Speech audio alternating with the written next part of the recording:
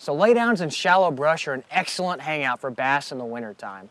They provide excellent pieces of cover and are easy for anglers to pinpoint. But there's a lot more to these structure pieces than what meets the eye.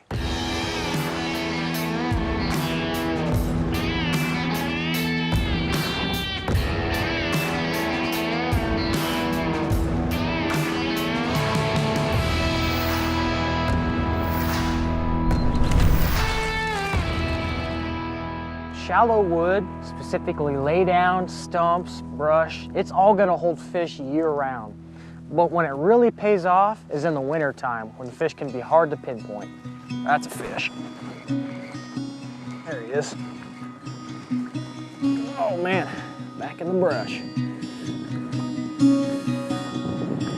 he comes. Swing him on in. All right, see you, dude. This is the bait we're throwing today. It's a little 4-inch swimming dinger. Perfect for a little finesse presentation like what we're doing around this brush. Got a real sleek profile for swimming in and out of these branches and keeping the bait weedless.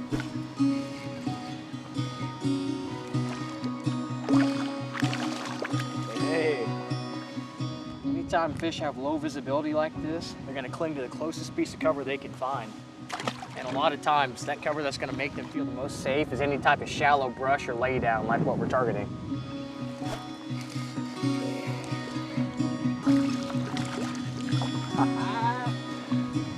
The swimming dinger comes in a 4-inch version and a 5-inch version. I like throwing the 4-inch better because it's got a little bit smaller of a tail. And so that tail is gonna kick back and forth just a little bit tighter, which is kind of what you want when it's real cold like this and these fish are real finicky. They're not gonna look for something real crazy or erratic. What I'm rigging this on is just an 1/8 ounce shaky head weight, Texas rigging of course, and that 1/8 ounce, it's about the perfect weight to allow that tail to really work its magic down there. It's not gonna fall too fast or too slow. Now, if you're bank fishing like me and you don't have any fancy electronics or down scan to locate this structure, your best tool you're gonna be able to use is your eyes. Yep.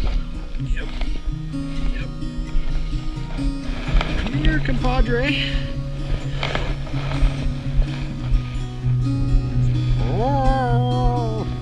So fish are already gonna be lethargic in the wintertime, which means they're not gonna wanna move very much to actually eat their food. If they're already sucked up into those laydowns, which is where they're at, if you drop that swimming dinger right in front of their face, that's basically dropping a meal right in front of them. So it's hard for them to pass up.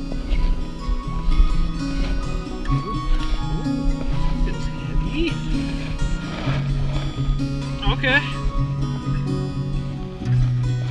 One of the things that makes laydowns so great is the fact that they extend out from shallow to deep. Fish will congregate there and feel safe because it doesn't take much effort for them to move up in the water column or back down.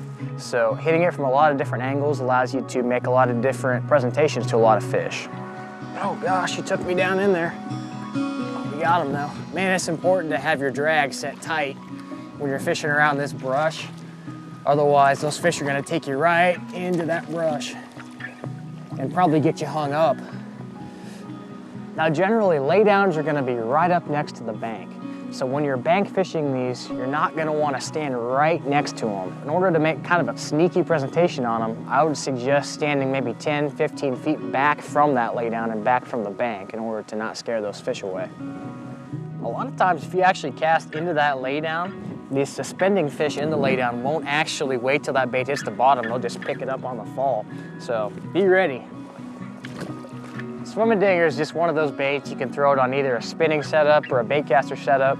I kind of like the spinning setup a little bit better. It's just personal preference, but I've got it on a 7-foot medium action rod. It's important to have a soft tip on your rod because in the wintertime, those fish aren't gonna hit that bait super hard. And so you're gonna wanna be able to detect every little subtle bite you're gonna get. I'm throwing this swimming dinger on 8-pound, 100% fluorocarbon. It's a perfect balance between strength and visibility, and it's also abrasion resistant too, which I really like. Now, if you're fishing an isolated piece of wood, make sure to make several casts towards that. Bass are very territorial and will really hone in on that piece of cover if there's not a lot of wood in the lake. If you're fishing a pond or anywhere that's just loaded with stumps and cover and brush, laydowns, those big bass are gonna be uptight where the thickest cover is.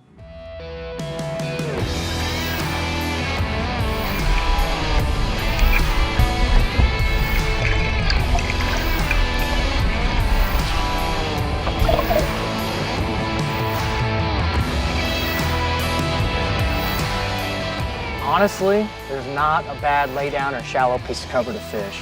So go out to your local lake or pond and find the best looking piece of cover and start picking it apart.